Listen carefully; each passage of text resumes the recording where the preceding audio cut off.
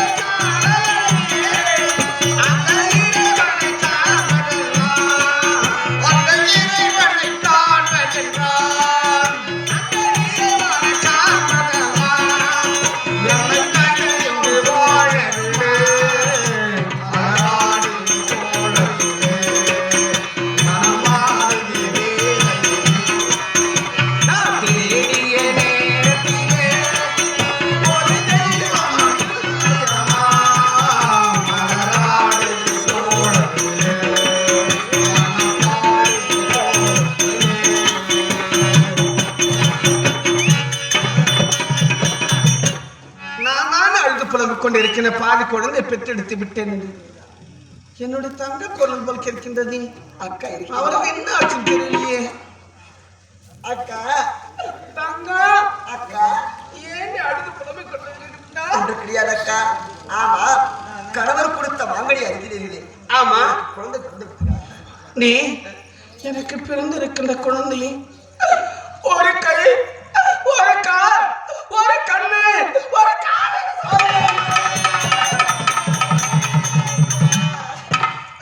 தங்களுக்கு குழந்தை அனுபவம் பிறந்திருக்கின்றதா?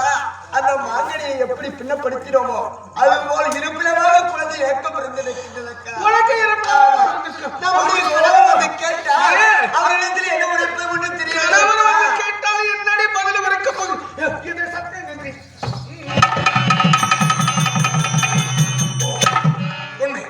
என் மனைவி இருவரும் அழகான பிள்ளை என்று எடுத்திருப்பார்கள்.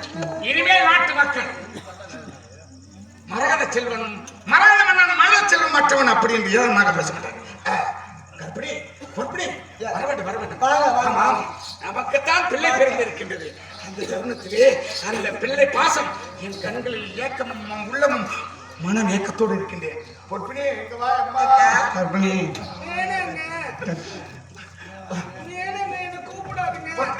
கிராமத்தை சேர்ந்த சிவா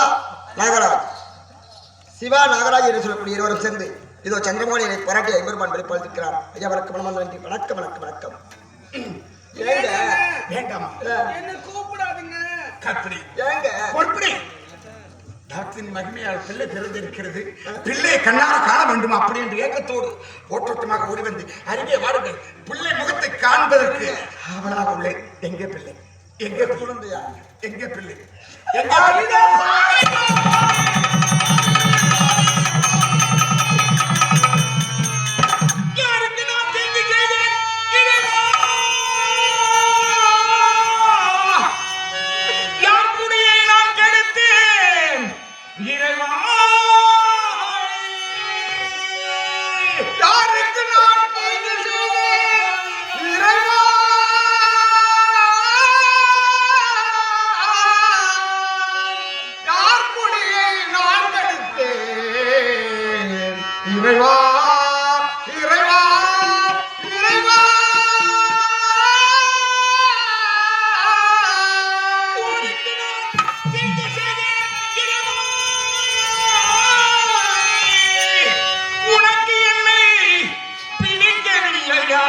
இறைவா இறைவா இறைவா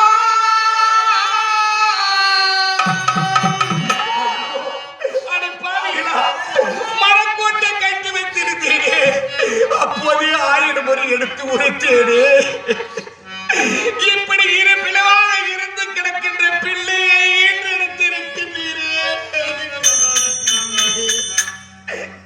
யாருக்கு நான் தீங்கு செய்தேன் குடியை நாம் கெடுத்தேன் இறைவா இறைவா நான் குடியை நான் கெடுத்தேன் இறைவா உனக்கு நான் தீங்கு செய்தேனா இறைவா உனக்கு நான் தீங்கு செய்தேனா உனக்கு என்னை பிடிக்கவில்லையா யாருக்கு நான் தீங்கு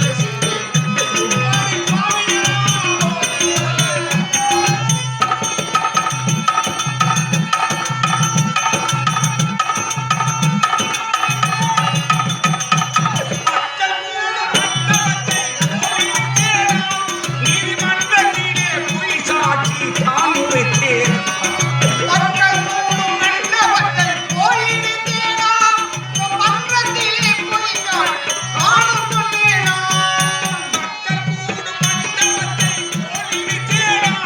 நீதிமன்றத்திலே பொய் சாட்சி தான் உரைத்தேனா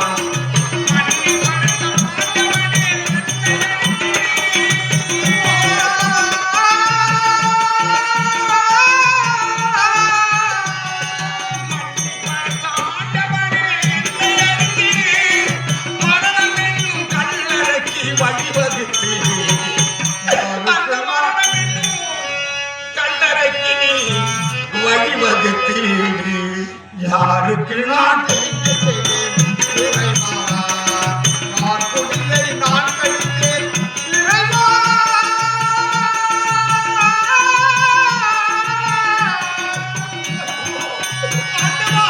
முன் ஜென்மத்தில் நான் என்ன பாவத்தை செய்தனோ தெரியவில்லையே. இந்த ஜென்மத்தில் அந்த பாவத்தின் கர்மை எல்லாம் நான் அனுபவித்துக் கொண்டிருக்கிறேன். அப்போதே 1000 முறை தடுக்கிறேன். யார் புசித்தாலும் ஒருவர் புசியுங்கள் அற்புதம் வாய்ந்த கனி என்று. ஆனால் பெண் புத்தி என்று தெரிவிப்பார்களே அதற்கு ஏளனமாக எடுத்துக்காட்டாக இந்த மாங்கடியை ஒருவர் விட்டு கொடுக்காத மனப்பான்மை இருந்ததுனா அந்த மாங்கடி இரு விளைவாக பிளந்து எப்படி சிதறிவிட்டது. நாட்டு மக்கள் அனைவருமே வருவார்களே வந்து மரகத மன்னன் அழகான பிள்ளை என்று எடுத்திருப்பார். அப்படி வந்து என்னிடத்திலே பிள்ளை எங்கே என்று கேட்டார். அவரிடத்திலே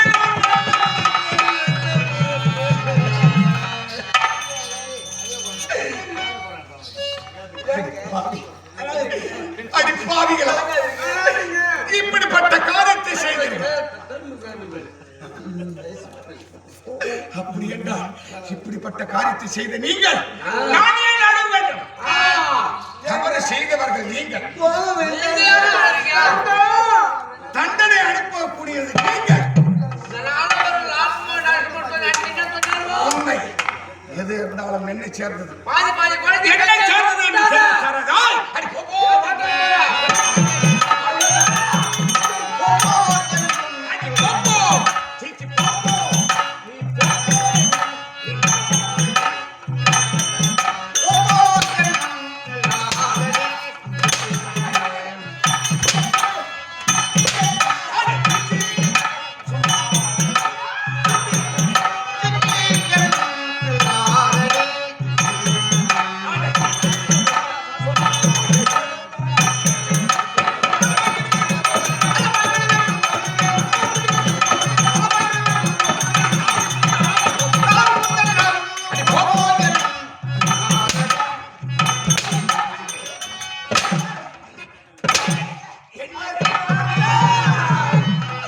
இப்படி சாடிய செய்கின்றீர்களே, பிள்ளை பெற்றவனை பார்க்காமல் எப்படி சாட்டை எடுத்து மாட்டை அடிப்பது போல அடிக்கின்றாய். நீங்களா பிள்ளை என்றீங்க?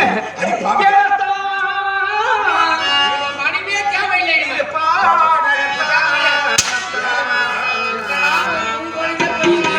பாதகத்தா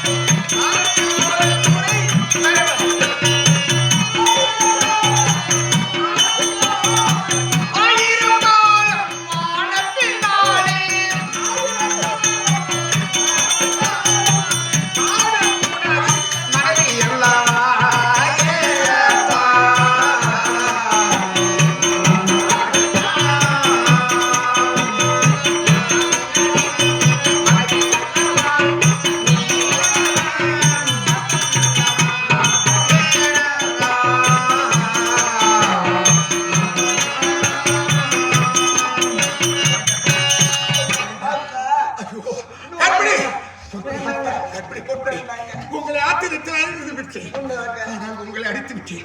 என்னை மன்னித்து விடுங்களா? ஆனால் அந்த பிள்ளையை இருவரும் எந்த வயிற்றிலே சுமந்தீர்கள்?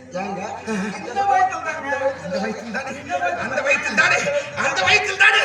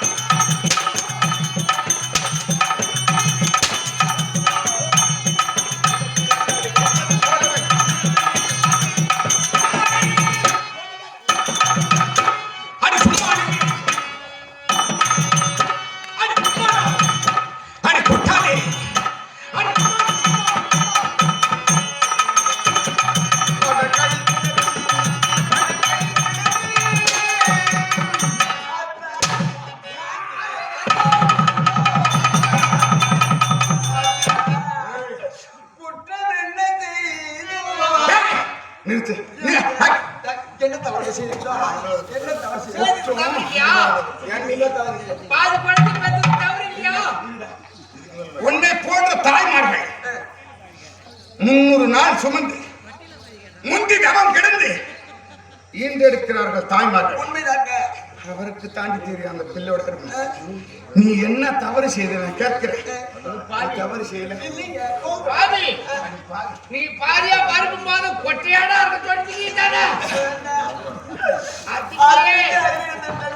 கொட்டையாடா ஒரு வார்த்தை கேளாய்.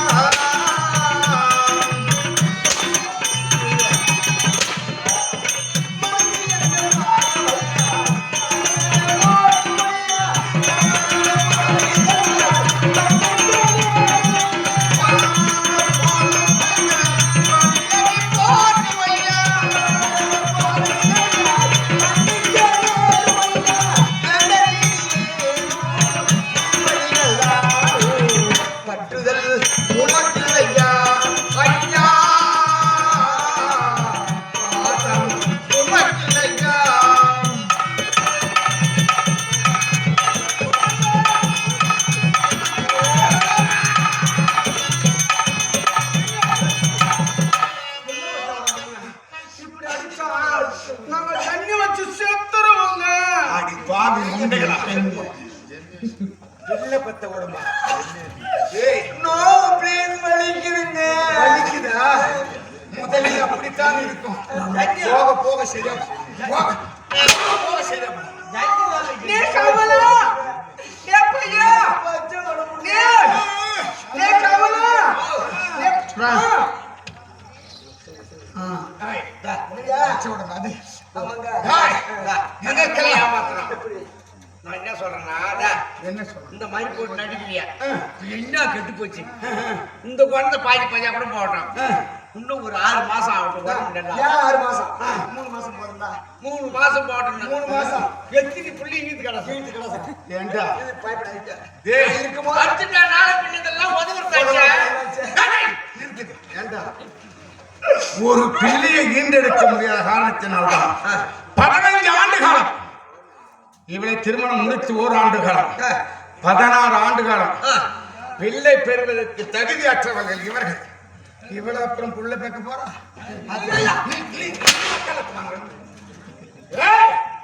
உங்களை விட்டு விடுவா விடமாட்டேன். வெட்டாமல் வெட்டி வீடு.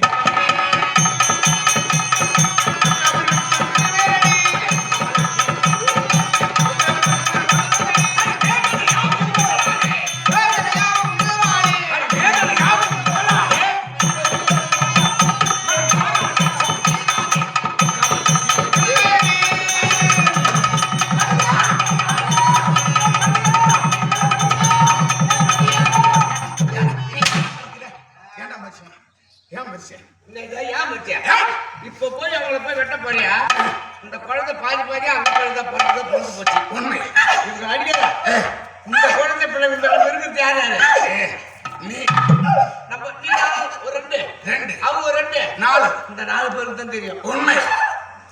என்ன வாட்டமா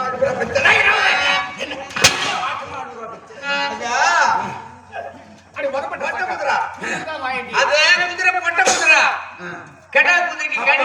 அப்ப வந்து என் பொண்டாட்டி பொட்ட குதிரை.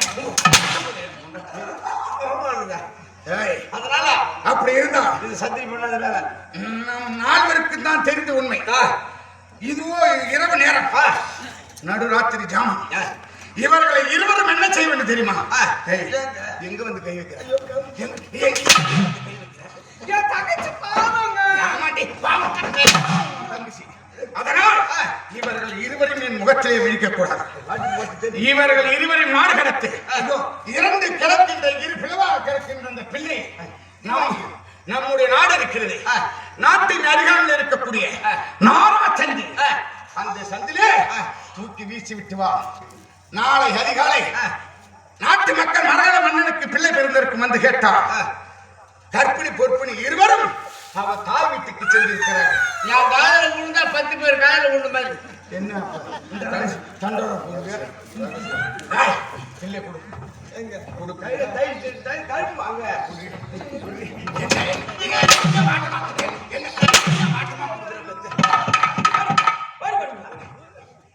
மாட்டா பாரு. என்னங்க கிட்டு பைய மாட்டாங்களா? சொல்லிட்டு பாரு. ஏங்க, இந்த பிள்ளை எடுத்து என்னங்க செய்ய போறீங்க? இதா உயிரோடு குழந்தை பெற்றிருக்கிறாய், அதை வச்சுக்க நான் கொஞ்சம் ரெண்டு பாதி பையன் கருத்து எடுத்து போய் காலையில கடுத்து எடுத்து 4 பாட்டு வாங்கி வச்சுக்கிட்டு அரிசி நல்லா வறுத்து சாப்பிட்டு பாரா. என்ன செய்ய போறீங்க?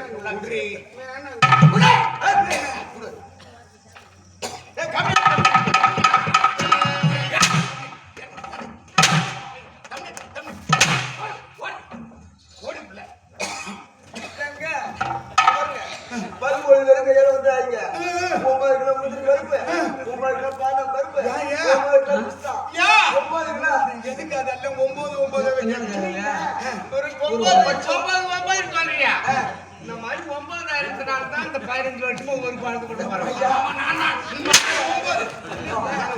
பச்சை உடம்பு, அதனால உடம்பு சேர்த்துனாதான் வேலை ஆகும்.